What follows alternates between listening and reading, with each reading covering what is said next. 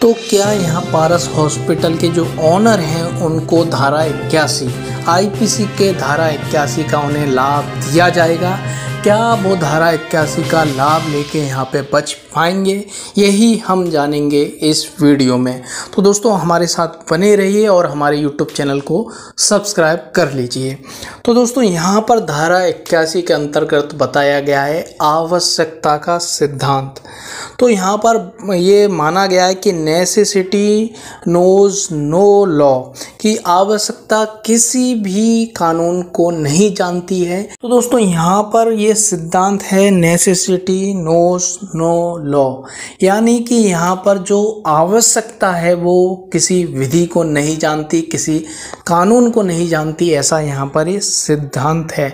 तो दोस्तों यहाँ पर यदि आवश्यकता ऐसी है, बहुत ही ज़्यादा सडन इमरजेंसी है कि व्यक्ति के पास और कोई विकल्प नहीं है, केवल उसके पास यहाँ पर दो विकल्प हैं, और दो विकल्प भी कैसे हैं उसके पास, एक विकल्प यदि वो चूज़ करता है तो यहाँ पर बहुत बड़ी हानि होगी।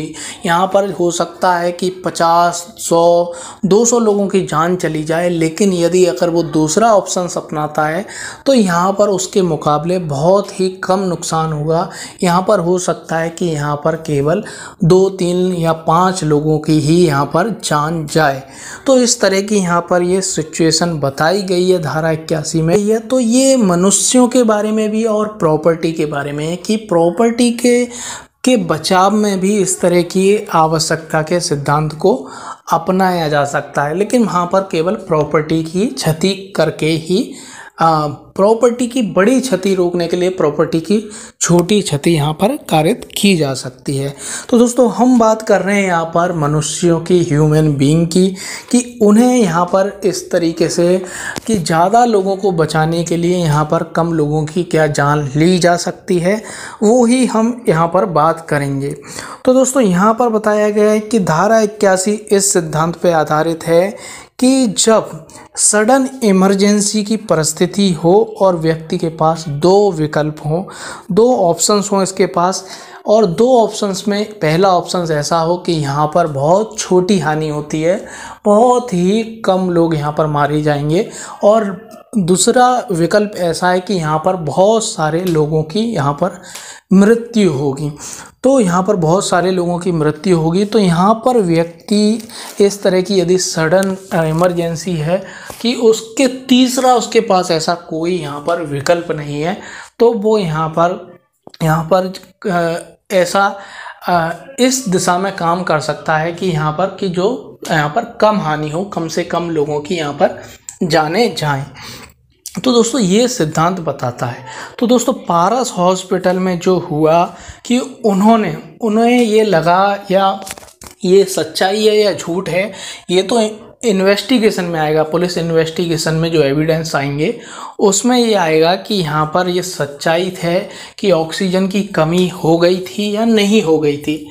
लेकिन हम यहाँ पर ये मान के चल रहे हैं, चलो ऑक्सीजन की कमी हो गई, तो क्या उनका जो कार्य था कि उन्होंने जो ऑक्सीजन रोक दी, वो क्या धारा 81 के अंतर्गत उनका कार्य क्षम्य है, एक्सक्यूजेबल है यहाँ पर उनका कार्य?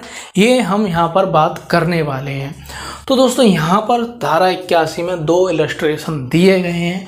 यहाँ पर पहला इलस्ट्रेशन है, उसमें ये बताया गया है कि व्यक्ति एक जो नाविक है, एक बड़े जहाज का एक नाविक है, जो कि जहाज को ले जा रहा है, और जहाज को ले जा रहा है, बहुत तेज़ रफ्तार में जहाज है, बहुत तेज़ रफ्तार में जहाज है। उसके सामने एक नाव आ जाती है, नाव में 30-40 लोग यहाँ पर बैठे हुए नाव में, और उसके सामने ऐसी सडन इमरजेंसी आ गई कि वो उस नाव को नहीं रोक सकता है, इतनी फास्ट गति पे है वो कि वो नहीं रोक सकता है, और वो उसे थोड़ा सा मोड़ सकता है, एक दिशा में थोड़ा सा मोड़ सकता है, क्योंकि हवा का दिशा एक ही तरफ है, इसलिए वो एक दिशा में ही यहाँ पर मोड़ सकता है।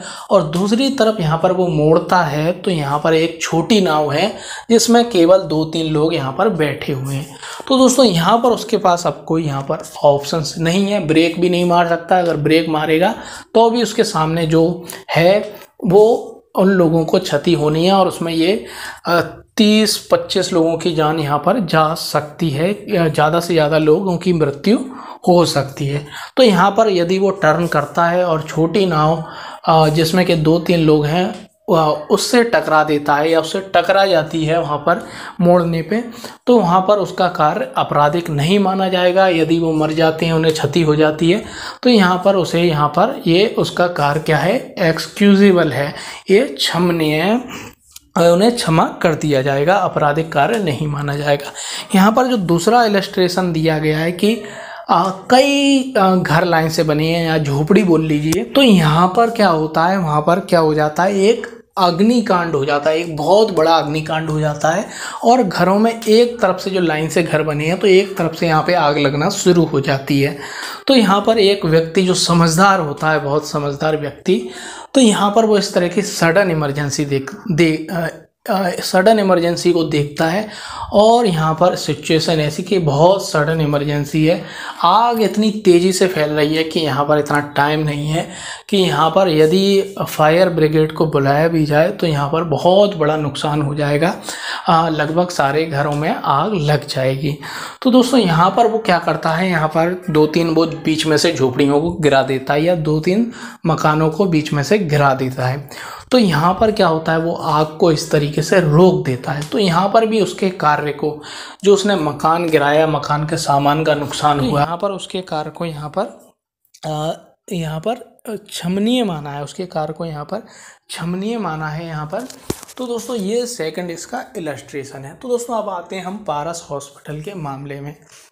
तो सबसे पहले हमें ये चेक करना है कि ये जो यहाँ पर सिचुएशन पैदा हुई वो सडन इमरजेंसी थी या नहीं थी, और यहाँ पर 2 विकल्प के अलावा कोई तीसरा विकल्प था या नहीं, वो हमें चेक करना पड़ेगा इस सेक्शन को समझने के लिए। तो दोस्तों यहाँ पर हम ये मान के चलते हैं, चलो यहाँ पर ऑक्सीजन की कमी है, ऑक्सीजन यहाँ पर सप्लाई अभी नहीं आ रही है, ठीक है, ऑक्सीजन की सप्लाई यहाँ पर नहीं आ रही है, ऑक्सीजन की बहुत ज़्यादा किल्लत है यहाँ पर। तो दोस्तों हमें यहाँ पर यही देखना है, क्या यहाँ पर ऐसी सिचुएशन थी, ऐसी सडन इमरजेंसी थी जो कि धारा 81 में बताई गई है। तो दोस्तों हमें ऐसा नहीं लगता है, जो तथ्य यहाँ पर बताए जा रहे हैं उनके आधार पे हमें ऐसी कोई भी इमरजेंसी, सडन इमरजेंसी की यहाँ सिचुएशन नहीं दिखाई दे रही है। इमरजेंसी की सिचुएशन कह सकते हैं, लेकिन यहाँ गौर करने की बात है, सडन इमरजेंसी होनी चाहिए, सडन इमरजेंसी। तो सडन इमरजेंसी नहीं है, क्योंकि यहाँ पर जो 5 मिनट के लिए ऑक्सीजन हटा के ये बताया जा रहा है कि 5 मिनट के लिए ऑक्सीजन हटा दी गई, जिससे कि 22 पेशेंट की मृत्यु हो गई। तो दोस्तों यहाँ पर यदि वो ऐसा नहीं करते, ऑक्सीजन नहीं हटाते, तो यहाँ पर उनकी इस तरीके से एक साथ यहाँ पर जाने नहीं जाती, जैसा कि उनके कृत्य के दोबारा गई, ऑक्सीजन हटाने से गई, वैसे वो नहीं मरते, इकट्ठे वो नहीं मरते जैसे कि ऑक्सीजन हटाने पर मरे। तो दोस्तों ये ही होती है सडन सिचुएशन, कि इस तरह की सडन सिचुएशन है कि वो अगर ऐसा नहीं किया जाता तो इतने इकट्ठे लोग, 20 लोग, 50 लोग इकट्ठे मर सकते थे, आधे घंटे में, 1 घंटे में तुरंत वो मर सकते थे। ये कहलाती है सडन सिचुएशन। तो दोस्तों यहाँ पर सडन सिचुएशन नहीं थी, यहाँ पर सोच विचार करने के लिए बहुत टाइम था, क्योंकि यहाँ पर यदि व्यक्ति मरते भी, जो पेशेंट हैं वो मरते भी, तो यहाँ पर वो एक एक करके मरते, जैसे कि एक दोपहर में मर गया, एक शाम को मर गया, तो उनकी मृत्यु के बीच में काफ़ी गैप होता। तो यहाँ पर उनकी मृत्यु के बीच में काफ़ी गैप होता, और यही मृत्यु के गैप के कारण हम कह रहे हैं कि ये सडन इमरजेंसी नहीं है। और दूसरी बात रही यहाँ पर, जो जिस आधार पे ये कहा जा रहा है कि ये इमरजेंसी की सिचुएशन बताई जा रही है, तो यहाँ पर पहली बात तो ये इमरजेंसी सडन इमरजेंसी नहीं थी, और जो जानकारी यहाँ पर बताई जा रही है, उन्हें ये सूचना मिली कि ऑक्सीजन की पूरे प्रदेश में और आगरा में कमी हो गई है, बहुत ज़्यादा कमी हो गई है। तो दोस्तों यहाँ पर उन्हें जो सूचना मिली वो विश्वसनीय सूत्रों से नहीं मिली। यहाँ पर आगरा के डीएम ने या सीएमओ ने उनसे नहीं कहा कि ऐसी सिचुएशन हो गई है, उनसे किसी व्यक्ति व्यक्ति ने यहाँ पर कहा, तो यहाँ पर जो खबर थी वो अथॉराइज्ड अथॉरिटी ने नहीं दी थी। तो दोस्तों यहाँ पर उन्हें ऐसा कार्य नहीं करना चाहिए था, अथॉराइज्ड अथॉरिटी की बात ही माननी चाहिए। तो दोस्तों यहाँ पर जब सडन इमरजेंसी की बात ही नहीं है कि सडन इमरजेंसी है, तो यहाँ पर ऑप्शंस की बात तो बात की बात है। तो यहाँ पर ऐसी कोई सडन इमरजेंसी नहीं है और ना ही ऐसे कोई विकल्प है कि केवल उस व्यक्ति के पास 2 विकल्प हों। इसके पास यहाँ पर वो कई विकल्प तलाश सकते हैं। यहाँ पर दूसरे प्रदेशों से ऑक्सीजन मंगाई जा सकती है। अगर ऑक्सीजन वास्तव में प्रदेश में नहीं है तो कई विकल्प यहाँ पर देखने को हमें मिल सकते हैं। तो दोस्तों ये कहना कि यहाँ पर केवल 2 ऑप्शन थे जैसा कि धारा 81 में बताया गया है, वैसा भी यहाँ पर प्रतीत नहीं होता है। तो यहाँ पर ये पूरा जो एक्ट है, यदि ये वास्तव में ये जो तथ्य बताए गए हैं कि उन्होंने 2 मिनट के लिए ऑक्सीजन रोकी जिससे कि 22 लोगों की मृत्यु हो गई, तो यदि ये खबर सच्ची है, ये तथ्य सच्चे हैं, तो यहाँ पर इनका एक्ट एक आपराधिक कृत्य है और एज अ मर्डर है ये। इसमें कोई वो नहीं दिखाई दे रहा कि ये मर्डर नहीं है, ये मर्डर दिखाई दे रहा है इनके। इसे नेग्लिजेंस भी नहीं कह सकते हैं क्योंकि यहाँ पर साफ दिखाई दे रहा है कि उन्होंने ऐसा कृत्य किया जिससे कि व्यक्तियों की जान जाना बहुत ही ज़्यादा स्वाभाविक थी।